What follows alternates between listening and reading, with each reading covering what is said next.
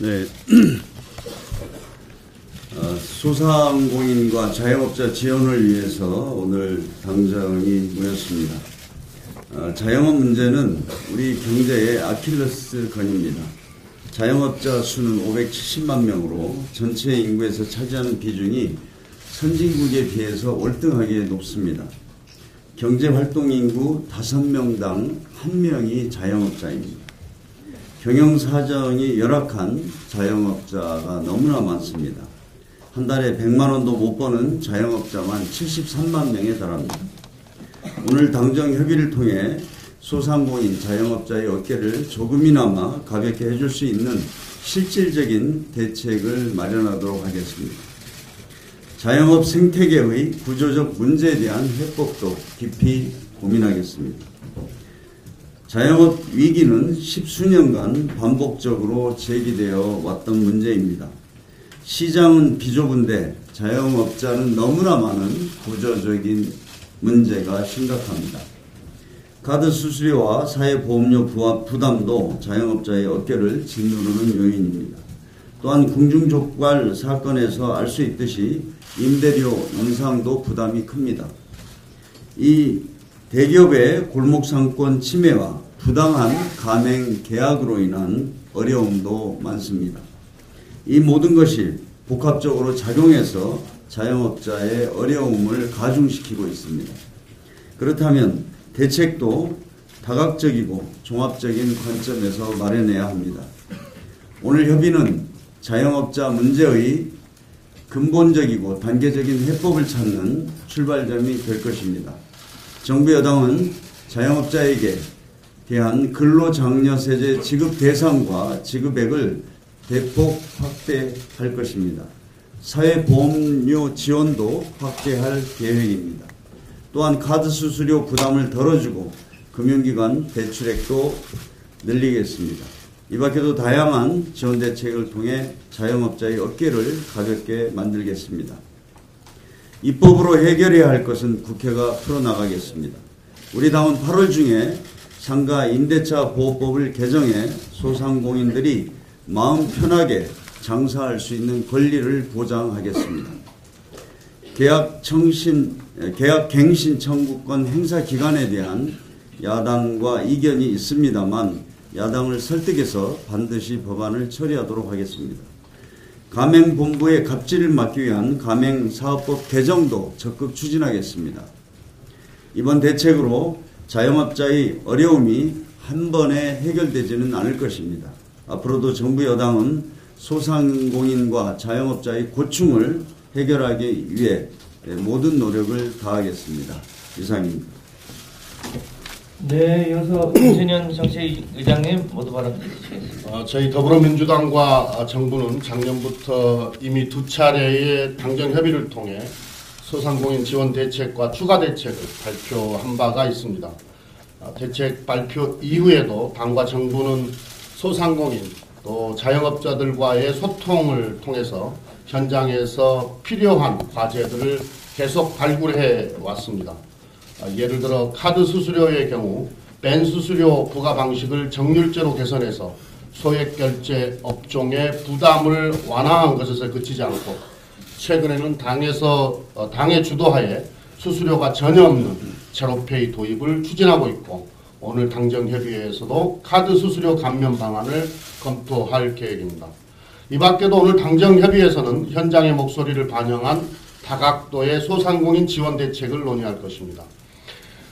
당과 정부는 앞으로 소상공인의 각종 비용 부담 증가분과 정부의 정책 효과에 따른 비용 경감액을 총량으로 관리할 계획입니다. 인건비, 상가임대료, 대출이자 각종 수수료 등의 비용 부담 증가를 상쇄할 수 있는 대책을 마련할 것입니다. 일자리 안정자금, 카드 수수료 부담 완화, 각종 세금 부담 완화를 통해 최저임금 인상 부담을 덜 수 있도록 그렇게 정책을 펼치겠습니다. 그리고 사회안전망의 사각지대에 놓여있는 자영업자를 보호하기 위한 대책을 마련하겠습니다. 우리나라는 자영업자 수가 약 570만 명입니다. 잘 아시는 바와 같이 자영업자의 비중이 외국에 비해 매우 높은 편입니다. 특히 고용원이 없는 영세한 규모의 1인 자영업자가 400만 명으로 전체의 70% 이상을 차지하고 있습니다. 그런데 고용 없는 자영업자 중 고용보험에 가입된 사람이 1만 명 정도에 불과할 정도로 자영업자들은 사회안전망에서 소외되어 있습니다. 사실상 근로에 종사하는 1인 자영업자부터 사회보험료 지원을 확대하는 등 자영업자에 대한 사회안전망을 강화해 나가겠습니다. 이 밖에도 오늘 당정협의회에서는 소상공인의 경쟁력을 강화하고 편의점 등 프랜차이즈 가맹본부의 불공정 행위를 방지할 수 있는 방안들에 대해서도 논의할 것입니다. 당은 오늘 확정된 과제들이 차질 없이 추진될 수 있도록 국회에서 입법과 예산을 적극 지원하겠습니다. 앞으로도 당은 정부와 함께 소상공인, 자영업자의 어려움을 해결할 수 있는 방안을 지속적으로 만들어 나가겠습니다. 이상입니다. 네, 다음은 정부 측을 대표해서 홍종학 장관님 모두 발언 있으시겠습니다. 네, 안녕하십니까. 준수반 지역장관 홍종학입니다. 이른 아침에 우리 소상공인과 자영업자 문제 해결을 위해서 함께 해주신 홍영표 원내대표님, 김태년 정치계 의장님, 김영진 전략기획위원장님, 홍익표 수석부의장님, 진선미 원내 수석부 대표님, 그 외 여러 의원님들께 감사드립니다. 그 대책을 마련하기 위해 노력해 주신 우리 관계부처 차관님께서도 많이 참석하셨습니다. 감사드립니다. 현장에서 경기 상황이 좋지 않아서 어려움을 호소하는 소상공인과 자영업자분들을 만나 뵐 때마다 막중한 책임감을 느끼고 있습니다. 정부는 최저임금 인상에 따른 비용을 서민경제에 전가하지 않을 것입니다. 통상적인 최저임금 인상분 이상에 대해서는 반드시 정부 지원을 통해서 부담이 되지 않도록 하겠습니다. 오히려 추가적으로 더 지원하도록 하는 것이 저희 문재인 정부의 기본적인 원칙입니다. 2019년 최저임금 인상이 결정된 후 기재부, 중개부 등이 100회 이상의 업계 간담회 등을 통해 현장의 목소리를 경청하고 제도 개선이 필요한 과제를 중심으로 지원 방안을 마련하고자 고민해 왔습니다. 오늘 보고드리는 소상공인 자영업자 지원 대책은 이러한 소상공인과 자영업자들이 제안한 정책을 충분히 반영할 수 있도록 만들어진 것입니다. 먼저 소상공인과 자영업자에 대한 직접 지원을 확대하기 위해 이미 근로장려금 지원 방안이 발표된 데가 있는데요.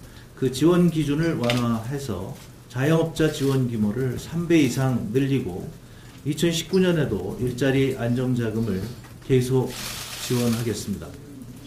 둘째, 소상공인의 경영비용 부담을 줄이기 위해서 영세 온라인 판매업자와 개인 택시 사업자도 우대 수수료를 적용받도록 하고 음식점 업계의 건의사항을 수렴하여 명세 농산물의 의제 매입세 공제 한도를 확대하는 방안을 담았습니다.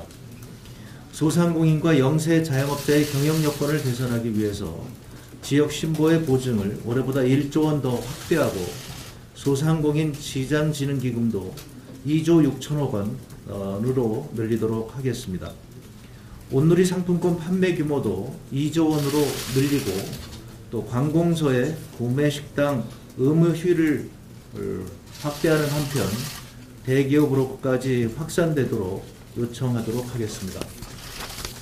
셋째, 소상공인의 권익보호와 경쟁력 강화를 위한 정책을 담았습니다.